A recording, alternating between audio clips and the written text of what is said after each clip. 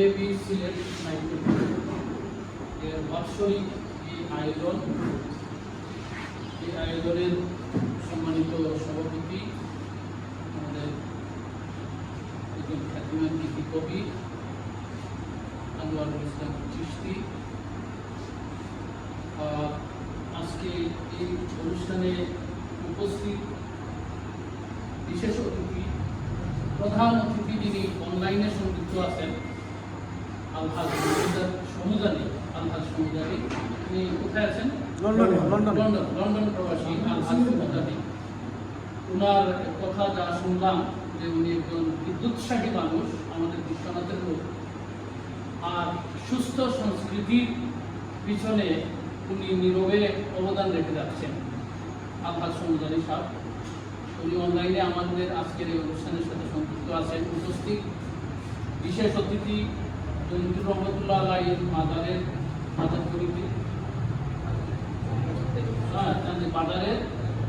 সভাপতি, আমাদের এখানে বিশিষ্ট গুণীজন এলাকার মুরব্বী মাতকুসা, তারপরে এখানে আছেন শিক্ষা অনুরাগী, উনি এলাকার শিক্ষা বিস্তারের ভূমিকা রেখে যাচ্ছেন ফখরুল ইসলাম সাহেব, আমাদের কয়েস নাট্য সাংস্কৃতিক ব্যক্তিত্ব, তারপরে ভাইয়ের নাম হলো জয়নাল আবেদিন, এবং উপস্থিত এবি সিলেট নাট্য গ্রুপের যে যারা সদস্যবৃন্দ যারা আছেন এখানে সামনে, সবাইকে আমি সালাম এবং শুভেচ্ছা জানাচ্ছি। আমাকে যে আপনারা আপনাদের এই বাৎসরিক আয়োজনে যে আমাকে আপনারা নিয়ে এসেছেন কিছু কথা বলার জন্য, এজন্য আমি কৃতজ্ঞ। আমি যেটা স্বপ্ন দেখি সিলেটকে নিয়ে, সিলেটের সংস্কৃতি নিয়ে, সিলেটের সাহিত্য নিয়ে, সিলেটের ভাষা নিয়ে, এবং হয়তো আপনারা ফলো করেছেন যে আমার লেখনী, আমার গায়কী, আমার কথাবার্তা, আমার কাজকর্ম, যেগুলো সামাজিক কাজকর্ম আছে, সবগুলোই নিবেদিত সিলেটের ভাষা, সিলেটি সাহিত্য, সিলেটি সংস্কৃতি নিয়ে। যাই হোক, আমি এখন আবার সিলেটি ভাষায় মাথা শুরু করি। যেহেতু সিলেটি ভাষা প্রকৃত অর্থে সিলেটি নাগরিক ভাষা, এটা আমাদের নিজস্ব মাতৃভাষা।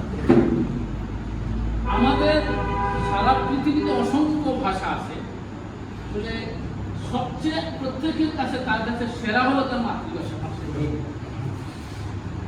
দেশ বিদেশ আমরা চলি, মনের কথা হয় গকুলি, সিলটি মাতৃলি ওখানে থাকি, মিঠাই আমরা সিলটি বলে, আমরা মায়ের মুখর বলে, ওখানে থাকি মিঠাই আমরা সিলটি বলে, আমরা মায়ের মুখর বলে।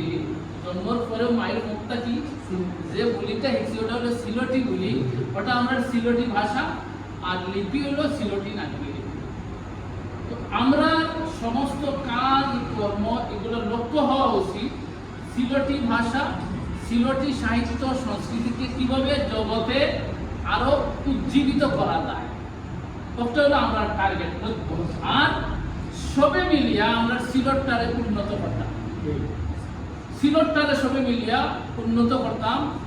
এখানে অর্থনৈতিকভাবে কোনো দারিদ্রতা থাকতো না, সবে